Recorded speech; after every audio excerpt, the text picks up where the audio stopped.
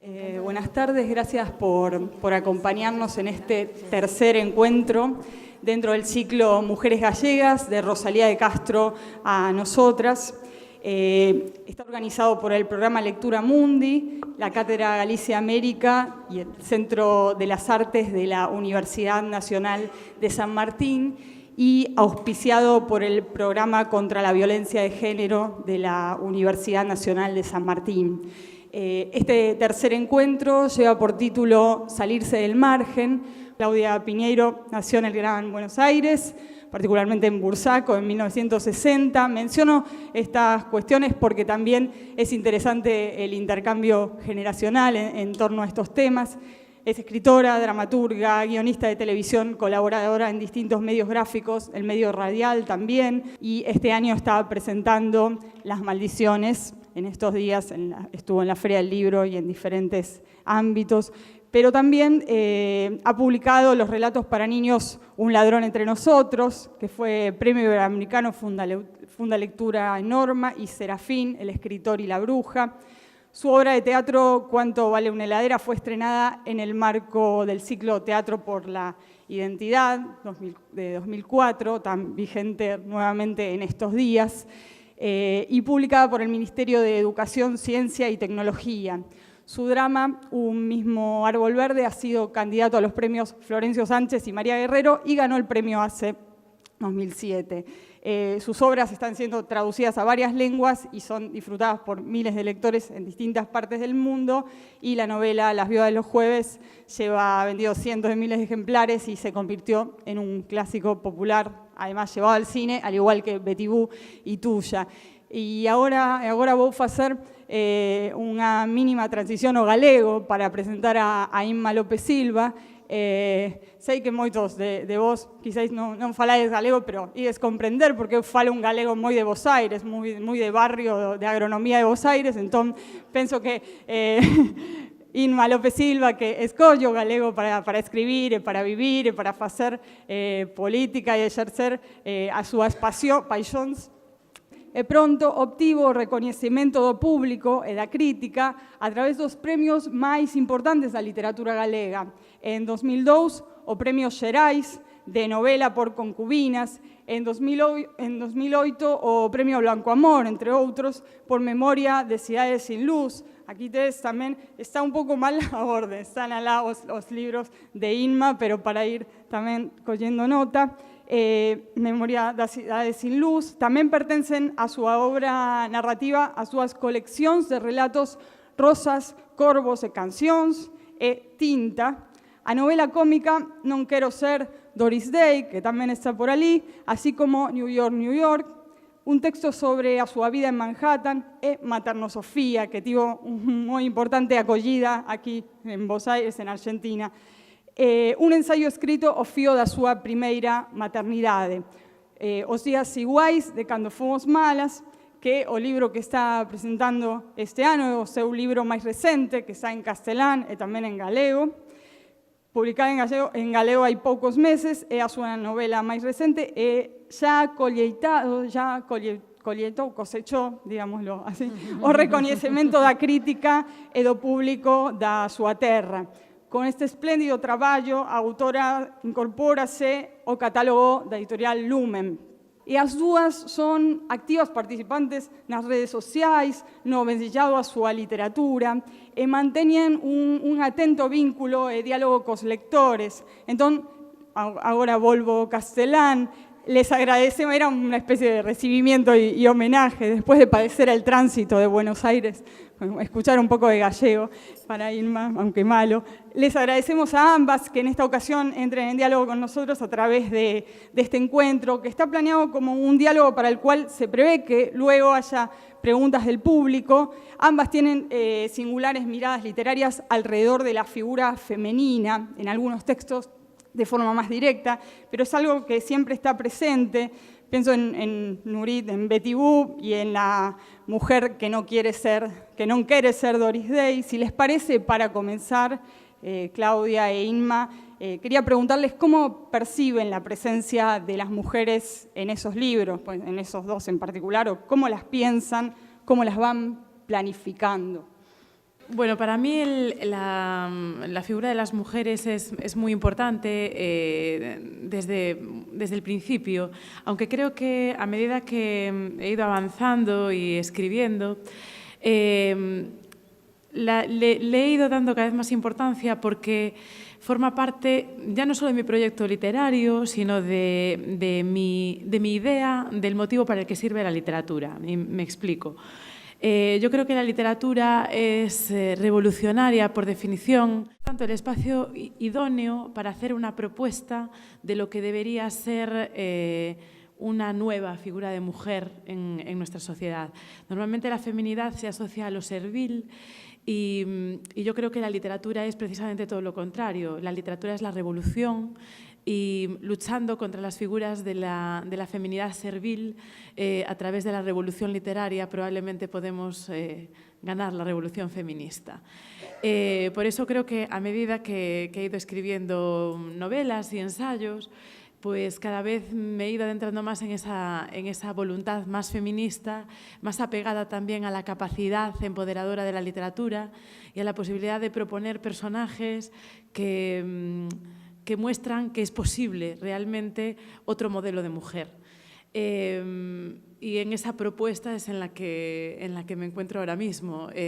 Desde las primeras novelas, sobre todo esa de No quiero ser Doris Day, ¿no? Que es una mujer que se escapa, ¿no? de un mundo al que estaba abocada, y ya sobre todo en Memoria de ciudades en luz es una novela en la que hay un personaje femenino que es una intelectual de los años 30 y por tanto pues, muestra lo que en España pudo haber sido y finalmente no fue.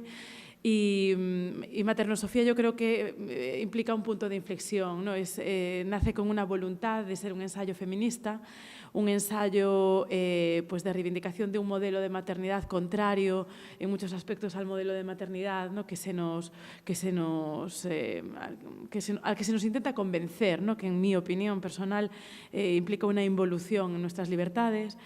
Y ya por último, pues Los días iguales de cuando fuimos malas es una novela ambientada en una cárcel de mujeres en la que cada una de esas mujeres lucha a su manera a través de un modelo de supuesta maldad pues contra todo eso que se espera de ella. Por eso sí, yo no huyo, ¿no? del concepto de feminismo a través de la literatura, porque tampoco huyo de la literatura como arma de compromiso, ¿no? y como fórmula para una política de las ideas, una política pura, ¿no? Al menos como yo la entiendo. A veces creo que se puede hacer más política desde la creatividad y desde la acción creativa que desde la política en estado puro, bueno, al menos tal y como están ahora las cosas, ¿no? Pero bueno, le dejo a Claudia, a mi querida Claudia, el micro. Bueno, buenas tardes. El otro día Inma y yo participamos de un homenaje que se hizo a Rosalía de Castro y uno de los oradores, cuando tenía que leer un poema o algo por el estilo, hizo mención a lo importante del hombre que Rosalía de Castro tenía detrás de ella. Y yo pensé, bueno, hasta la mención estamos bien, pero después, cuando estábamos saludando, nos estaban sacando fotos y qué sé yo, hubo uno que fue más allá y nos dijo a Irma y a mí, yo no me hubiera atrevido a contestarle, pero por suerte ella sí, porque tiene más conocimientos que yo del tema, le dijo, no, pero el culto de verdad era él era el que le daba los libros a Rosalía de Castro. Y yo vi que Inma se fue poniendo tensa y dije, no hace falta que digas nada porque la respuesta está en camino. Y la respuesta dijo, no, pero ¿cómo? Y él insistía, no, bueno, pero él era de una fineza y de una intelectualidad superior. Yo no tengo idea si era de una intelectualidad superior, pero la verdad que todos sabemos que hay distinto tipo de intelectualidades y de inteligencias, y evidentemente Rosalía de Castro fue revolucionaria en lo que hizo, y a lo mejor su marido también tuvieron suerte de ser una pareja de dos revolucionarios en la materia, pero todo el tiempo querían como aclarar que ella, gracias a que se encontró con este hombre, si no hubiera quedado haciendo otra cosa, no sé. Pero lo que sobre todo me causó gracia yo ver la tensión corporal en Inma para poder responder adecuadamente a esta pregunta. Dicho esto, bueno, empecé a leer la última novela de ella, que es la que está en castellano, no la terminé, y de verdad tiene un paso por estas mujeres que contó recién, no solamente como personajes, sino también como voz, porque la voz de la escritora me pareció precioso, ¿no? Cómo habla en la prosa. Así que se las recomiendo mucho. Y además es la única que pude leer porque yo no leo gallego. Y mis mujeres, sí, siempre son mujeres particulares, algunas más feministas y otras menos, pero las que son menos me parece que también vienen a romper un estilo de mujer. Por ejemplo, en Tuya, que aparentemente es una mujer que no tiene nada que ver con el feminismo, que es una mujer que le revisa los bolsillos al marido porque piensa que tiene un amante, pero no le importa que tenga un amante mientras se quede con ella, y un montón de cosas que parecería que es el modelo típico de mujer. Es una manera de, a través de la parodia o del chiste, hablar de ese tema, ¿no? De cuál es el rol en el que nos instalamos también las mujeres. Me parece que en ese sentido esa novela mía es la que tiene más humor, y a mí me gusta la descripción de Pirandello del humor, que no tiene que ver con el chiste, que uno hace un chiste y el otro se olvida después de que se rió, sino el humorismo, que uno se ríe, uno se puede reír de esta novela, de lo que dice esta mujer.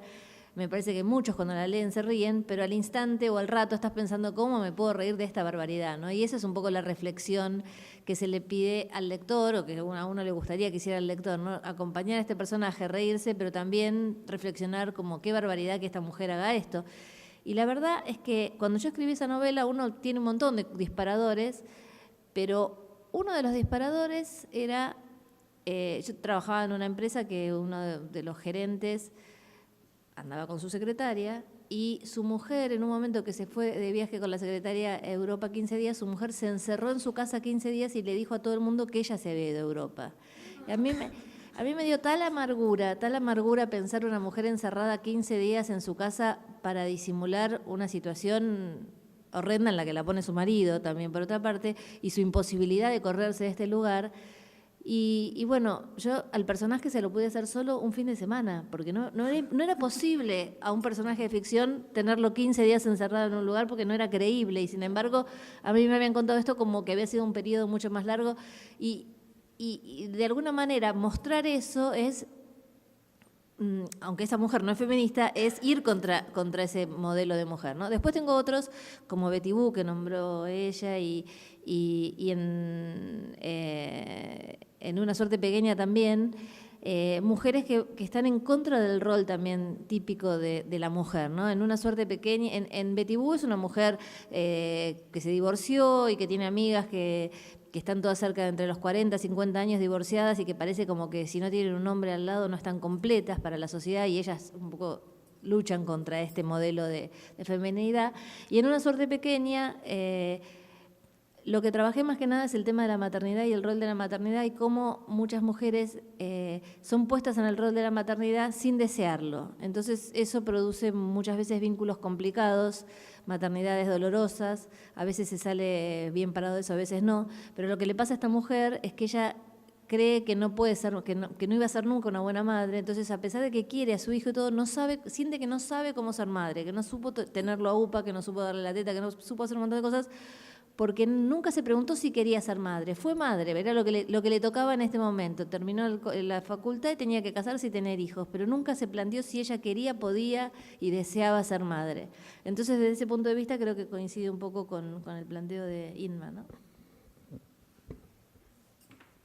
Bien, cuando hablaban de feminismo, ¿se lo plantean como un concepto así que pueden abordar como tal, o piensan en diferentes feminismos, o depende por ahí del tipo de texto? Porque, bueno, por ejemplo, Inma, hay textos como, bueno, Materno Sofía, en que la autorreferencialidad y, bueno, la referencia también a tu compañero es clara, directa, y en otros casos quizás está mediada por un proceso de literaturización o un proceso de estetización. ¿Cómo piensan eso, el feminismo como concepto, con su historia, con su cuestión teórica, etcétera?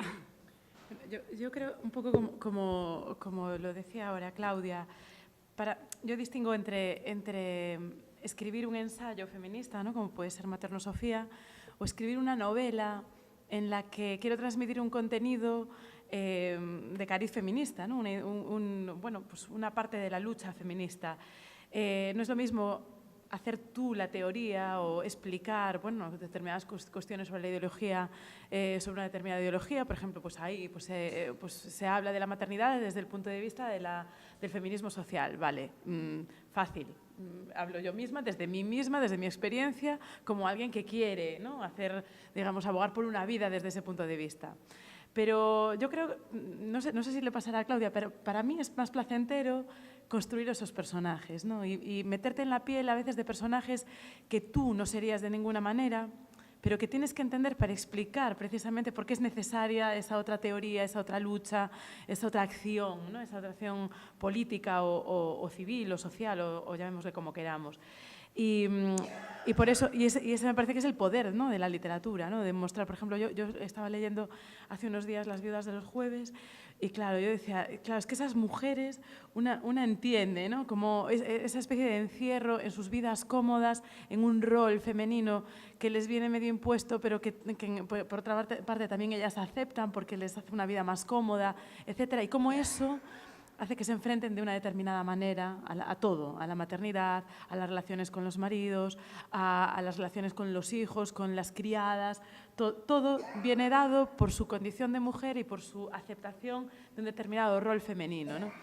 Y me parece que es mucho más efectivo en realidad, ¿no? Es decir, nuestros ensayos los puede leer un público más o menos interesado, pero probablemente sea más efectivo para hacer reflexionar a la gente, como decía ya ahora, convertir eso en un personaje, ¿no? e introducir a la lectora o al lector en ese mundo y en esa forma de pensar. Y eso, que, aparte de placentero artísticamente, es lo más difícil, ¿no? y por lo tanto es un reto, por lo menos para mí. Sí, coincido con ella, ¿no?, en esto que dice de cómo encarar el tema, porque además ahí estaba pensando en cómo se ha complicado el uso de algunas palabras, ¿no? Porque el feminismo es algo positivo y a mí me parece que es una lucha absolutamente válida, pero a veces se usa como insulto, ¿no? Ay, qué feminista, como si uno, por ser feminista, rechazaras a los hombres o tuvieras algo en contra de los hombres. Entonces, si nosotros en un libro ponemos algo del feminismo, espanta más al lector que si uno cuenta esta historia donde vos ves el sojuzgamiento de determinadas situaciones en que está puesta la mujer sin poner la palabra feminismo, que es como tal. A mí me ha pasado que un tipo una vez me dijo, ay, Las viudas de los jueves lo leí gracias a mi mujer, porque con ese título es para mujeres ese libro, porque es Las viudas de los jueves. Y yo dije, bueno, imagínate si alguien piensa que porque la palabra viuda está en el título, es para mujeres, entonces si pones feminismo sería como tremendo, ¿no? Pero me parece que hay como un problema con las palabras. Entonces, que esto que dice Inma, de ir a través de la ficción, es mucho más certero posible que ir directamente de frente con lo del feminismo. Una vez me pasó que me vinieron a entrevistar unas chicas de una universidad privada de periodismo sobre si yo consideraba que finalmente la lucha del feminismo había sido buena o no, porque ahora las mujeres teníamos que, además de cuidar a los hijos y atender la casa, trabajar, atender a los padres, un montón de cosas más. Entonces estaba claro en las preguntas que ellas me hacían, porque la pregunta es, ¿crees que la mujer es más feliz después de la lucha del feminismo? Ya a mí me molesta que me midan cualquier cosa con la felicidad, porque la felicidad es mía, es bastante que me cuesta. O sea, digamos, no le voy a echar la culpa a las políticas sociales a ver si yo soy feliz o no soy feliz, pero más allá de eso, era claro que ellas venían a comprobar que no éramos más felices, que era como que ya venían con esa cabeza armada. Entonces me insistían, pero si ahora tenés que trabajar y tenés que llevar a los chicos al colegio, tenés que hacer esto, tenés que hacer lo otro, ¿no será que hay algo que hicieron mal en la lucha del feminismo? Y yo le decía, mira, yo te voy a explicar una cosa. Mi mamá no votaba en las elecciones, mi mamá tampoco era tanto más grande y no votaba. Hasta el 80 y pico, en el gobierno de Alfonsín, las mujeres no teníamos la patria potestad de los hijos en Argentina, sino que la tenían los hombres. Cuando yo entré a trabajar, cuando me recibí en Ciencias Económicas de contadora, entré a trabajar porque tenía el mejor promedio de la universidad en un estudio de auditoría donde era el primer año que tomaban mujeres, tomaban solamente hombres, pero como era un estudio referido de Estados Unidos, por una ley antidiscriminatoria de Estados Unidos, los obligaron a tomar mujeres, judíos y negros. Judíos ya había, negros no encontraron, entramos 3 mujeres. O sea, le explico todo esto y le digo, ¿a vos te parece que puede ser importante si uno es más o menos feliz después de las luchas del feminismo?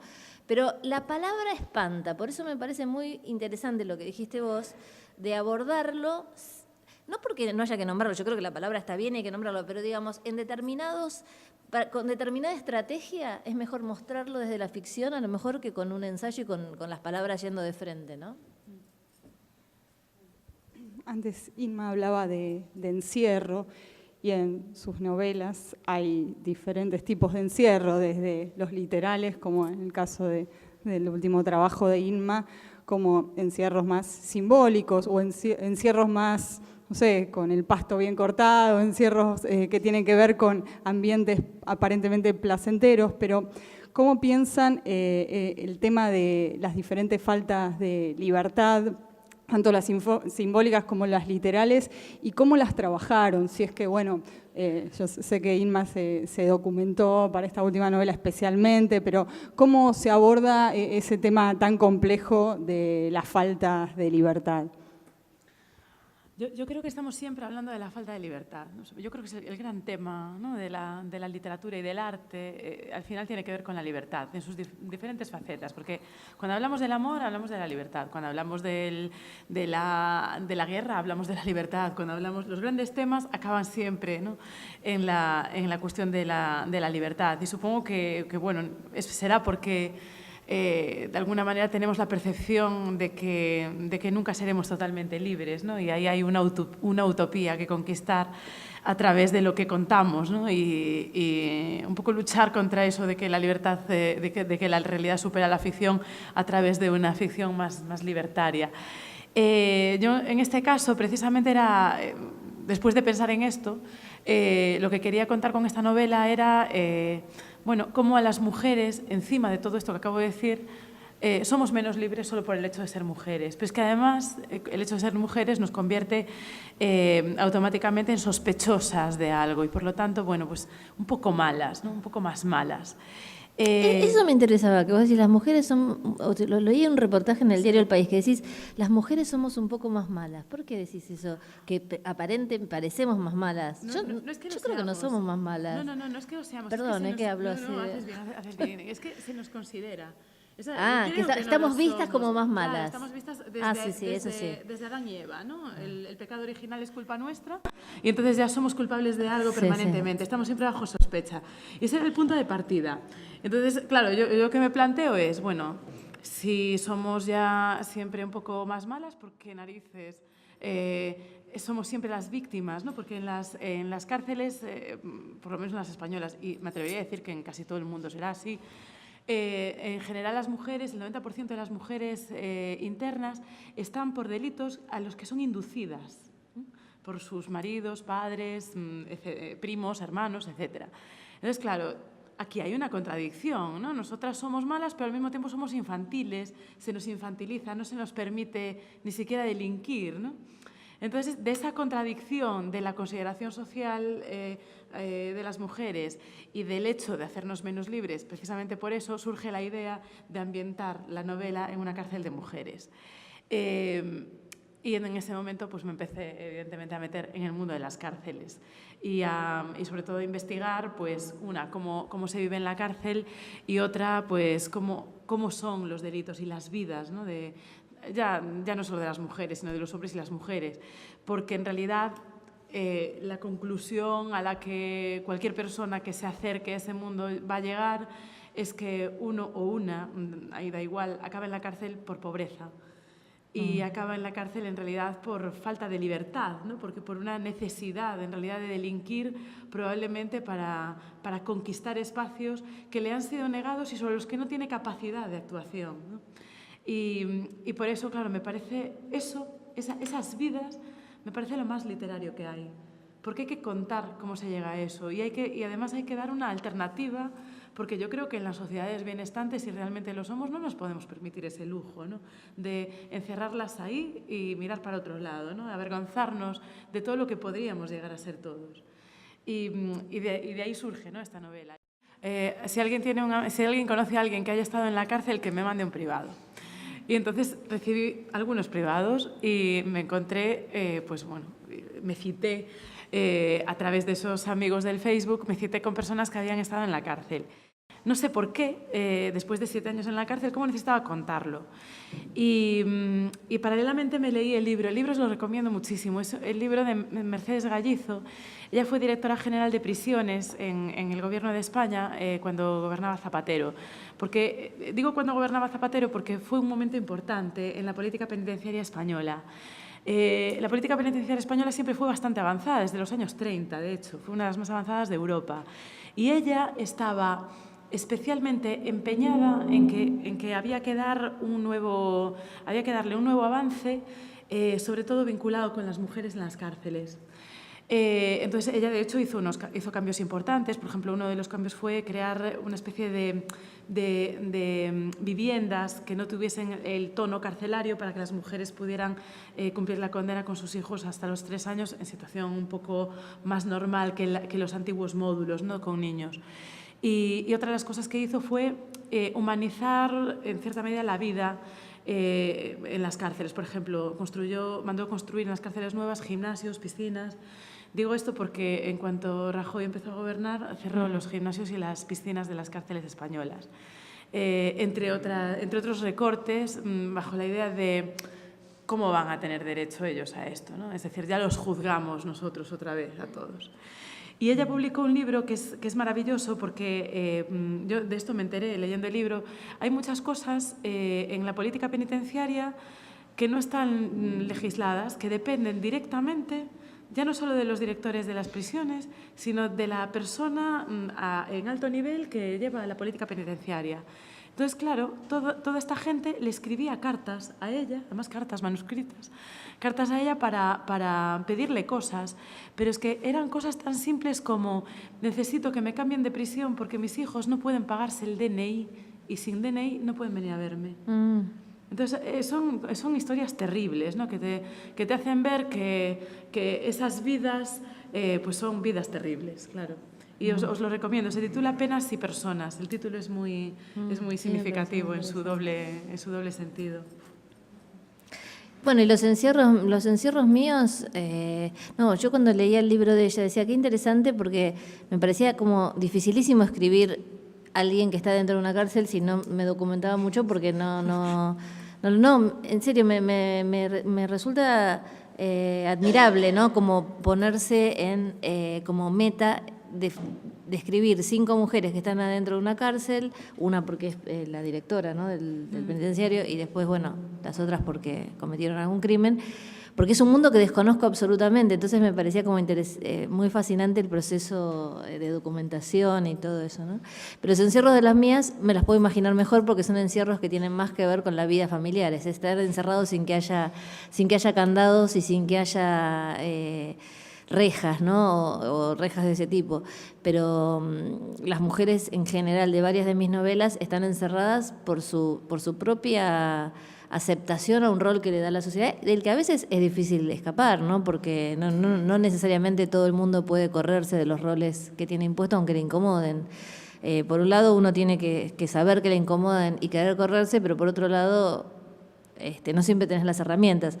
Hace un tiempo, hace no mucho, hubo una nota en una revista sobre que hablaba de que a partir del movimiento Ni Una Menos, que es un movimiento que tiene mucho peso acá en la Argentina y en otras partes del mundo también, ¿no?, que tiene que ver con la violencia de género hacia las mujeres, que a partir del estallido del movimiento Ni Una Menos, decían en la revista Noticias, había más crímenes y por lo tanto de alguna manera culpaban al movimiento porque ahora, como las mujeres salieron a decir todo esto, las matan más, ¿no? Esa era un poco la tesis. Y hay un hecho real, hay más muertes. El calendario de víctimas de abril fue tremendo. Pero ¿qué es lo que sucede? Le decimos a la mujer que salga y que diga lo que le pasa, como un testigo protegido, ¿no?, que vos le decís, vení y contame todo lo que pasó acá, que yo te voy a proteger, pero después no la protegemos. O sea, la mujer hoy tiene más conciencia de que no le deben hacer las cosas que le hicieron siempre, lo denuncia, pero si no hay un sistema, una institucional, del Estado, de todos nosotros, nosotros que proteja después a la mujer que sale a decir que la golpean en la casa, y sí, las van a matar más. Pero el problema no es que las mujeres digan que las golpean o que las lastiman o que las matan, sino que no haya un resorte que detrás de eso venga a protegerlas, ¿no? Justo, hay una cita de Betty Boo, de las diferentes que tengo a mano, que tiene que ver con lo que se preguntaban sobre unas y otras muertes. Dice Claudia en Betty Boo, y la muerte de tantas otras mujeres es más frecuente que un marido mate a su mujer, una mujer al marido. Cuando muere una mujer de una forma dudosa, siempre es sospechado el marido, siempre esas sospechas son fundadas, nunca hay pruebas. Cuando una mujer mata a su marido, ¿pasa lo mismo o es más probable que termine en la cárcel? ¿Cuál de las dos muertes o asesinatos estuvo o está más justificada socialmente? ¿Mató alguna mujer a su marido en un country o barrio privado? Me llamó la atención esta enumeración de preguntas y le quería preguntar qué preguntas les parece que viene bien seguir haciéndose, por ejemplo, desde la literatura, como para interpelar ese lugar tan difícil socialmente que se está atravesando, también con mayor conciencia, como decía Claudia, pero ¿qué preguntas o qué temas les inquieta seguir abordando en relación con este lugar de la mujer y la violencia? Bueno, difícil, hay tantas preguntas. A mí es que lo que me pide el cuerpo es ser un poco bruta y lo que me pregunto yo es ¿por qué no los matamos nosotros a ellos? Quiero decir, ¿por qué no hacemos de una vez la inversión de roles, ¿no? O sea, si a nosotras nos matan, será por algo. Entonces, a lo mejor tenemos que pensar si no tendremos que darle la vuelta absolutamente a todo para que no nos maten. Cuando digo matarlos nosotros a ellos, no me refiero en sentido literal, evidentemente, sino que creo que tenemos que tomar conciencia de que hay determinadas cosas que no podemos admitir. De hecho, hace unos meses fue bastante polémico en España un artículo de Luz Sánchez Mellado en El País, a lo mejor alguna de vosotras lo leyó, que a mí me gustó mucho porque ella creo que ponía el dedo en la herida de una de las raíces del problema. Supongo que no, evidentemente no todas, porque yo creo que hay un problema básico, estructural, ¿no? De educación, de cómo educamos a los hombres también. Porque nos educamos a todos, ¿no? en unas relaciones interhumanas, ya no voy a decir solo hombre-mujer, sino unas relaciones interhumanas de dominación. Entonces siempre tenemos que buscar una víctima, y como siempre tenemos que buscar una víctima, la tradicional somos nosotras, ¿vale? Pero en este artículo, Luz Sánchez Mellado decía una cosa muy interesante. Decía, hay un punto en el que a lo mejor somos nosotras las que tenemos que decir ya. Cuando la primera vez que tu marido, tu novio o tu amigo te pregunta ¿cómo vas vestida?, es el momento de decirle no, así ya no te aguanto más. Y no asumir nosotras, es que soy una paranoica, es que qué va a pensar de mí, porque en el fondo estamos interiorizando el discurso creado sobre nosotras mismas precisamente para dominarnos, ¿no? Entonces yo creo que va mucho más allá de la propia violencia. Yo creo que en realidad es una cuestión de cómo dominar al otro o mejor dicho en este caso, cómo dominar a la otra y de cómo lograr someterla a nuestra voluntad. Si nosotros eliminamos esa norma sometedora y esa norma de someter a la voluntad de uno cualquier cosa, pues probablemente la cosa empiece a cambiar. Y eso se cambia desde la educación. Hoy en Galicia, en Oza, en el concello de Oza, un padre mató a su propio hijo para castigar a la mujer en el proceso de separación. No la mató a ella, evidentemente, pero fijaos que recoge al más débil. O sea, esto es doble sometimiento y doble dominación. Por lo tanto, yo creo que ahí, es decir, mientras no vayamos, digamos, a la raíz del asunto, pues pues no se va a resolver. Y yo creo que está en nosotras. Cómo nosotras vemos nuestro propio cuerpo, cómo nosotras nos relacionamos con los tabús que nos infantilizan, cómo nosotras nos relacionamos con los prejuicios sobre la propia condición de lo femenino. Es decir, no solo son ellos. ¿Cómo educamos nosotras a nuestros hijos varones? ¿Por qué les negamos muchas veces el derecho a las emociones, el derecho a la paternidad, el derecho a un montón de cosas que también nosotras nos autoadjudicamos, ¿no? Y que en el fondo nos someten, ¿no? Porque la sociedad, la estructura social y relacional es así. Bueno, yo coincido en casi todo lo que dijo, solo una cosa, nos matan también porque son más fuertes, porque si una mujer se agarra a las piñas con un hombre, y lo más probable es que el hombre la termine lastimando a la mujer porque es más fuerte. Entonces hay una desigualdad física que hay que compensar de otra manera. El otro día yo presenté en la Feria del Libro a Liliana Escliar, que es una autora que, además de novelas, fue guionista del programa Mujeres Asesinas. Es un programa que hubo acá de todos casos reales de mujeres que han asesinado a hombres. Y ella dijo en la presentación que saben porcentualmente cuál es el arma con la que mata más la mujer. Con el cuchillo tramontina, porque es lo que tiene. El tramontina de la cocina, o sea, es lo más fácil. En cambio, los hombres tienen otros recursos para matar. Entonces, eso yo creo que hay muchísimo de tomar conciencia, pero necesitamos que alguien nos ayude también, las dos cosas, porque si no, con la conciencia solo es el primer paso. Y la conciencia iba a decir, me parecía esto que decía Inma muy valioso, de dónde nos ponemos nosotras. Cuando yo decidí dejar Ciencias Económicas y dedicarme a escribir, empecé a estudiar guión de televisión para tener una herramienta de trabajo que me permitiera estar más cerca de la escritura. Pero resulta que yo tengo 3 hijos muy seguidos, que se llevan 2 años cada uno, y cada vez que... Yo estudiaba con María Inés Andrés. María Inés Andrés, para las que la recuerden, era una directora de televisión muy buena de la época que estaba en la televisión Goarmestre. Ella hizo Cándido Pérez Señora, La Nena, esos programas que fueron como muy importantes en la televisión, y era de la camada de María Herminia Avellaneda, de Leda Valladares, todas mujeres que salieron de la Universidad de Tucumán, muy, muy feministas, ¿no? Muy de ocupar su lugar, ¿no? Y entonces, en ese momento no había escuela de guión, ni de cine, ni de nada, y cuando un guionista necesitaba para su equipo guionistas, la llamaba a ella. Y yo cada vez que había un trabajo posible, estaba o embarazada o acababa de tener un hijo. Entonces nunca me presentaba por esa circunstancia.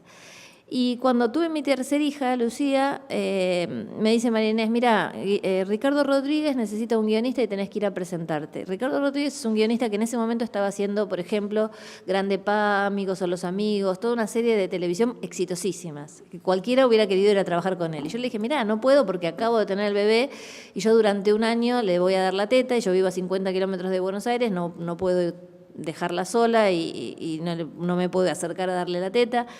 Y me dijo, problema de él. Vos sos la que tiene que ir a escribir ese guión, vos le decís que tenés este problema y que lo solucione. Y yo dije, bueno, pensé. Porque claro, nunca se me había ocurrido pensarlo en esos términos. Ella sí podía pensar en esos términos, yo no podía pensarlo en esos términos y me parece interesante lo que vos dijiste. Entonces fui y le dije, mirá, yo vengo porque me manda María Inés, pero yo tengo una nena que le tengo que dar la teta y me dijo que vos lo resuelvas. Bueno, me dijo él. Y entonces me dijo, tráela a trabajar, total, un bebé no molesta, la traes en el cochecito, la paseás por acá, bajás con... Porque vieron que el trabajo de escritura de guiones y también otros es más flexible que trabajar a lo mejor en una fábrica o en una oficina. Me encontré también con una persona del otro lado que me dio una mano, ¿no? A mí me gusta esa frase de Tennessee Williams de la amabilidad de los extraños. A veces hay alguien del otro lado que te dice, bueno, tráela. Y entonces, pero digo, si del otro lado tenía un jefe que dice, no, le voy a tener que dar después seguro días cuando se le enferme el hijo y me va a faltar para ir al acto del colegio y después se va a embarazar de nuevo. Y si tengo del otro lado uno que piensa así, por más que yo quiera no voy a poder, pero son las dos cosas. Yo que dije, mira, yo soy la indicada, me mandaron, pero tengo esta circunstancia, y él que me dijo, tráela, ¿no? Como que se juntaron las dos cosas. Sí, sí. Yo os voy a contar una anécdota que me parece muy graciosa. Hace poco fui a una cárcel porque tenían el libro en un club de lectura. Y yo llevaba un montón de datos, siempre que voy a las cárceles llevo datos de índices de los motivos, ¿no? por los que están allí. Y entonces, bueno, porque, bueno, vamos con el discurso, normalmente este concretamente era para el 8 de marzo, o sea, era para hablarles a ellas y a ellos, eran en la escuela de la cárcel, el feminismo y tal. Y entonces me hizo mucha gracia porque, les digo, la mayor parte de los que estáis aquí por casos de violencia de género sois hombres. Y esto que levanta la mano una chica y me dice, yo estoy por violencia de género. Y yo le dije, eres la única interna de España que está presa por violencia de género y te tengo delante. Me dice, sí, pero se merecía que lo matara y fue un homicidio inacabado. Entonces, claro, nos quedamos todos así un poco cortados y ella nos empezó a contar, claro, toda su teoría de cómo llegaba a un punto en que ella tenía que defenderse de su propia vida. Esto fue un poco por las bravas, pero claro, era una mujer que había sido maltratada y abusada desde niña, había pasado por 4 matrimonios de maltrato y de acabar en el hospital, y al 5º, cuando él le levantó la mano, ella ya dijo, ya, esto lo corto yo. Y me pareció, un poco bestia, pero me pareció simbólicamente ese punto en el que deberíamos estar. No, tenemos formas de cortarlo, pues hay que cortarlo ya. Es decir, no se puede seguir así. Y, de hecho, le tocó una juez y está cumpliendo la condena más baja posible por el delito, tanto si fuera violencia de género como no. De hecho, salía a los 3 meses, iba a salir ya. Sí. Y esa juez es el desconocido amable. Sí, claro. Hablaban, bueno, de debilidad y de la cuestión física, la importancia de esa espada de Damocles. Y precisamente Inma en Materno Sofía habla de esa sensación de debilidad en estos términos. La sensación de debilidad por el hecho de ser mujer es una espada de Damocles omnipresente que se vuelve conciencia inmediata cuando te dedicas a una actividad esencialmente masculina como es la política. En esa situación, el embarazo paternaliza a los que tienes alrededor, te victimiza y de un modo u otro recupera para ti, de golpe, una sensación que prácticamente habías olvidado, la de ser sexo débil, incluso entre aquellos y aquellas que jamás admitirían estar de acuerdo con este tipo de consideraciones. Y les quería preguntar, ya aparecieron varias espadas de Damocles, ¿no? que están ahí pendientes, pero ¿qué otras espadas de Damocles les parece que hay que seguir esquivando? Y sobre todo también si desde su lugar de escritoras hay de repente ese tipo de amenazas latentes en ese rol profesional. Yo como escritora exclusiva, hay muchas espadas de Damocles, ya las estuvimos comentando, pero yo creo que como escritora, no sé si estarás de acuerdo tú, Claudia, tenemos una espada de Damocles contra la que tenemos que luchar y es muy difícil porque es una cuestión que mezcla lo comercial con lo creativo y lo literario y al mismo tiempo, claro, nos beneficia y nos perjudica, que es la etiqueta, ¿no? La etiqueta de ser escritora mujer, de la literatura femenina, una etiqueta que hace que solo se nos relacione entre nosotras, ¿no? Que se nos compare entre nosotras, que estemos dentro de una especie de gueto de lo femenino en lo cual pues ellos tampoco entran, ¿no? Entonces es como si la literatura fuéramos nosotras y el resto. Y claro, eso es tremendo porque a lo mejor no sé, a mí la literatura de Claudia, por ejemplo, me recuerda mucho más a la de muchos hombres que he leído que a la de mayor parte de las mujeres. Hoy tienes una literatura muy masculina en ese sentido.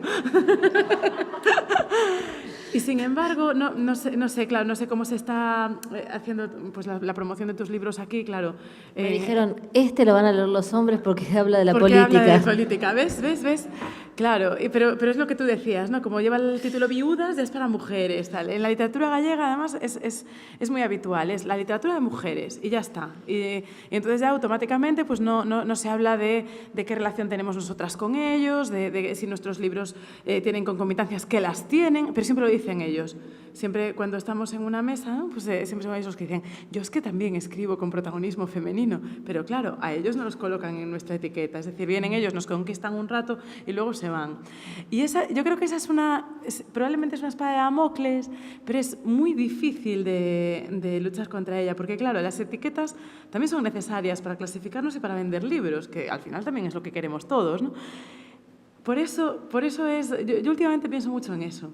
Claro, tú eres una escritora muchísimo más vendida que yo, entonces... Hay una autora, no, es que es así como decís vos, hay una autora que es Laura Freisas, que es española y que tiene una cruzada por este tema de que no se encasillan las mujeres dentro de la cultura, no solamente de la literatura, que dice que si a vos nadie te preguntó si haces literatura femenina, puede ser que no escribas, que no seas mujer o que no te hayan hecho un reportaje, si no seguro te preguntan si hiciste literatura femenina. Es realmente un tema que, pero bueno, me parece que hay que tratar de seguir para adelante sin preocuparse, porque es como imposible, es como una lucha imposible, ¿no? De esta cosa del prejuicio. Ahora, también eso de la literatura femenina nos termina haciendo hacer un movimiento contrario que también es peligroso, que es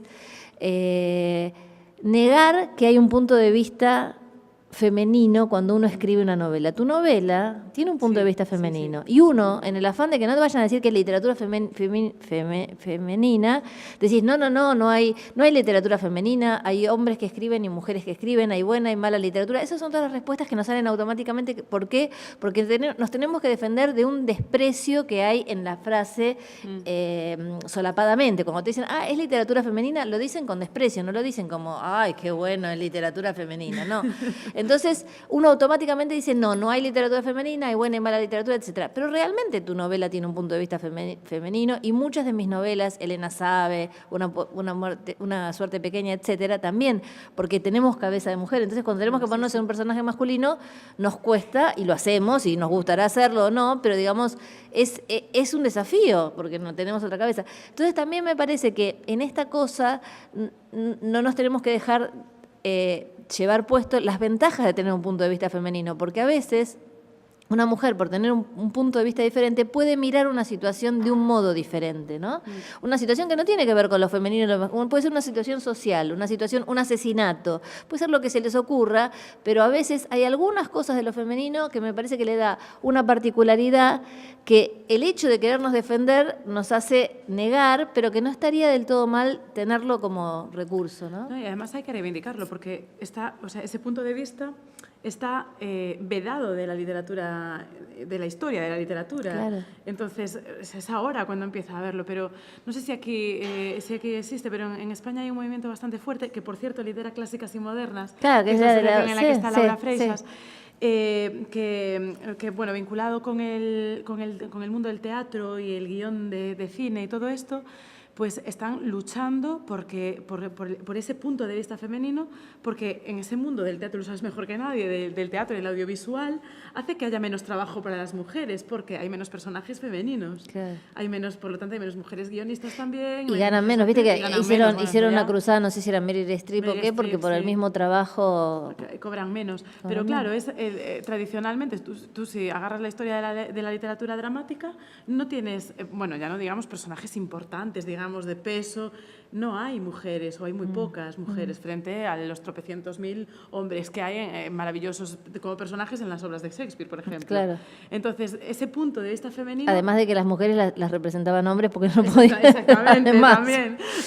Pero el punto de vista femenino es el que, creo yo, estamos aportando después del feminismo, precisamente, después de lo que tú les decías a aquellas periodistas, ¿no? Claro. El que estamos aportando a partir, por fin, del siglo XX y que, por supuesto, está ahí. Nuestros personajes femeninos hablan desde nosotras, etcétera, etcétera. Pero, claro, a mí me parece una cosa como ese encasillamiento, en el fondo también es terrible para los lectores y las lectoras, porque en el fondo también está la idea de fondo de que las mujeres lectoras son las que leen a las mujeres escritoras, ¿no? Sí, igual las editoriales saben que las mujeres lectoras son las que leen todo, porque las que compran libros son las mujeres y son las que leen todo, pero bueno, sí, evidentemente las reglas, nosotros no nos tendríamos que preocupar tanto por las reglas del mercado, sino por lo que queremos escribir. Entiendo que obviamente todo el mundo quiere que lo publiquen y lo lean, pero la verdad es que si también nos tenemos que preocupar por eso es medio difícil. Hacer una pequeña pregunta más y después, si les parece, damos cabida para que el público les pueda preguntar a ambas.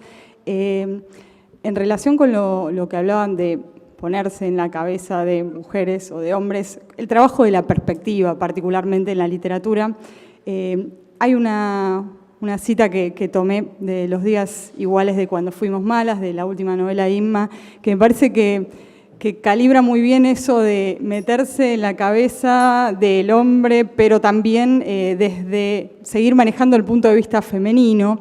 Está hablando de un funcionario de prisiones y de la forma en que se va educando en esa tarea, que en España se llama oposiciones, la forma en que va haciendo esa carrera, ¿no?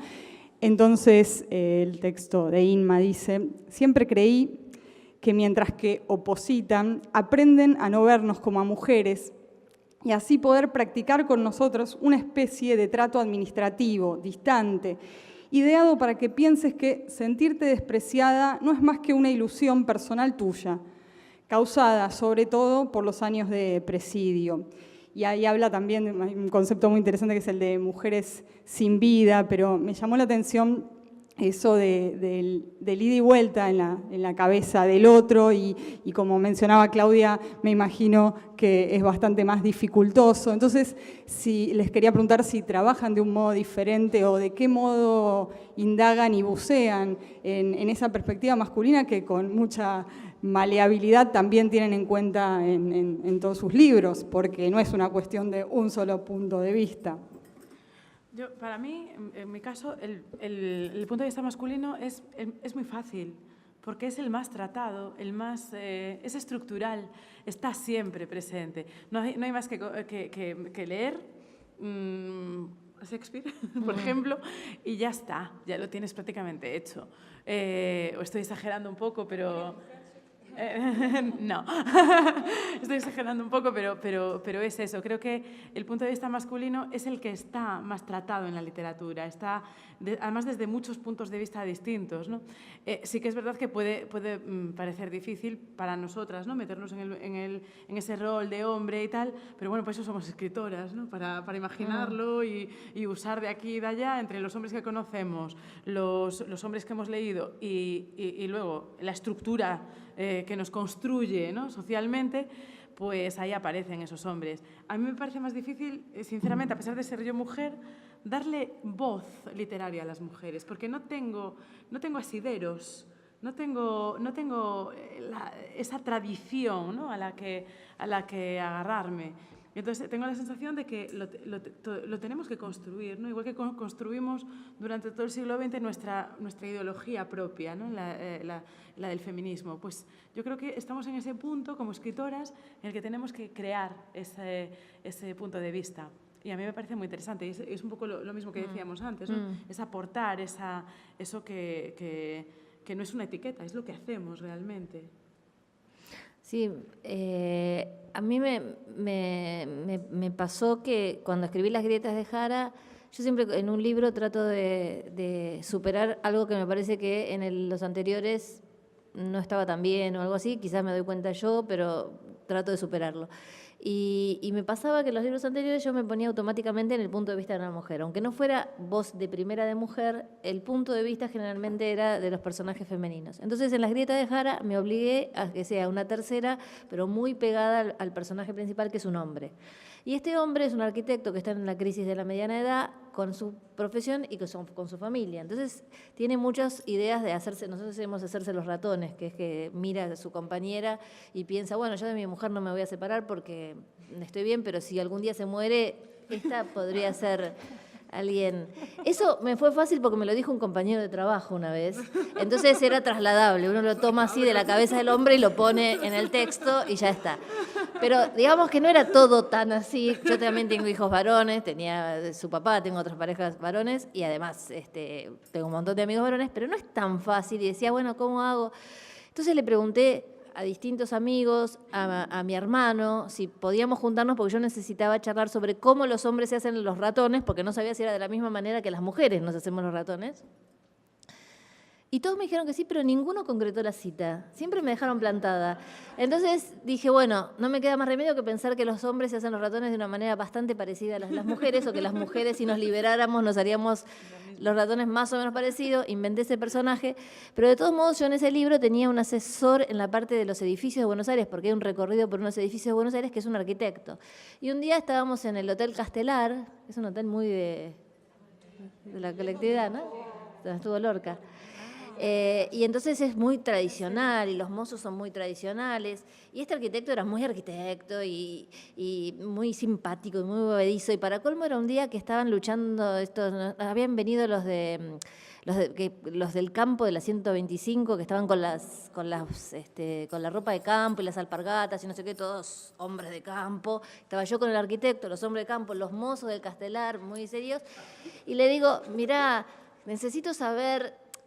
No, lo de los edificios todo bien, lo que me tiene preocupado es que estoy con este tema, qué sé yo, y a ver, contame una escena. No, esto nada que ver. Yo no le iba a contar una escena de los ratones al arquitecto que ni lo conocía, pero le digo, mirá, no, por ejemplo, hay una escena que él va al baño en el mingitorio y me dice, ¿habrás puesto la naftalina? Y le digo, no, ¿qué es la naftalina? No, bueno, porque en todos los mingitorios hay naftalina.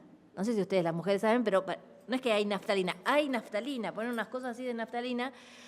Entonces me dice, ¿pero que nunca viste la naftalina? No, a ver, mozo, llamó al mozo del Castelar y dice, tenemos que ir con la señora al baño. Y el mozo se quedó blanco y dijo, bueno, dijo también. Entonces fuimos al baño y los mingitorios tenían, pero una parva de naftalina de colores, no eran blancas. Y me dijo, no, porque como los hombres son medios chanchos y no embocan, se hace para que emboquen y para que no dé olor tanto el pis. Y además para que emboquen, hemos diseñado, me dice, unos arcos de fútbol donde... Ahora, ¿cómo vos te imaginas esto en la cabeza de una mujer? Que los hombres van y hacen con el chorro.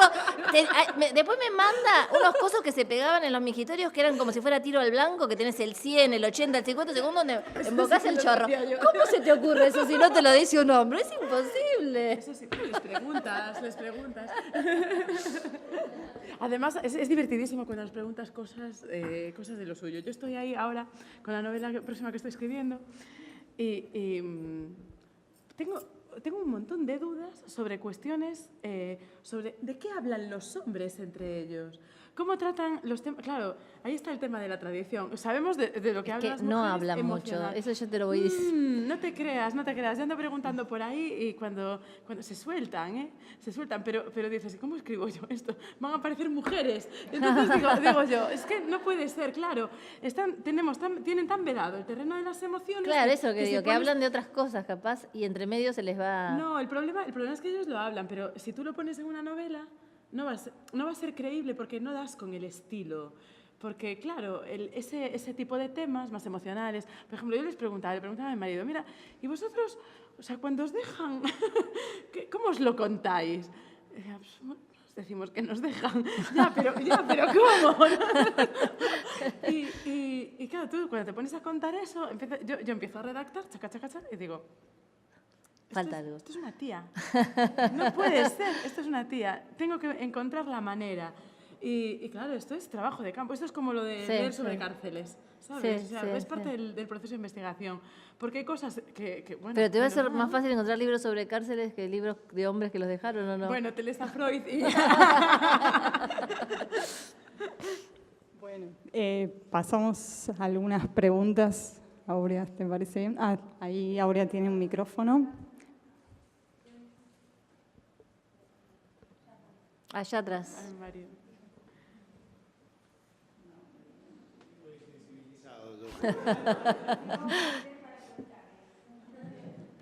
Porque cuando yo decía el tema de las relaciones, de basar, ¿no?, nuestras relaciones interpersonales en las relaciones de poder y en las relaciones de dominación, en realidad de lo que estamos hablando es de cómo el sistema capitalista arma todo esto, ¿no?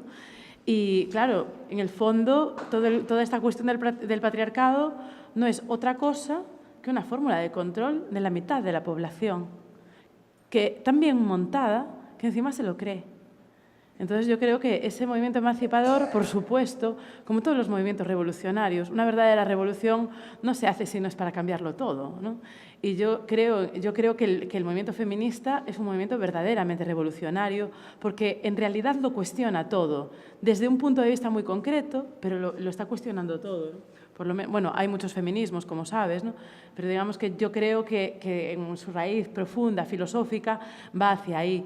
Y pensar que solo nos vamos a liberar nosotras, o bueno, un poco a través, digamos, del paso de la igualdad, ¿no? El feminismo de la igualdad sí es un paso previo, pero como no des el paso siguiente, estamos en la misma, ¿no? El feminismo de la igualdad, si tú no cambias toda la estructura desde la que se arma todo, lo único que consigues es esa percepción de esas periodistas, ¿no? Que creen que el problema es que no vamos a ser felices, porque por muy iguales que seamos, todo lo demás sigue siendo una mierda, ¿no? Y por eso, sí, yo creo, vamos, lo tengo bastante claro, además.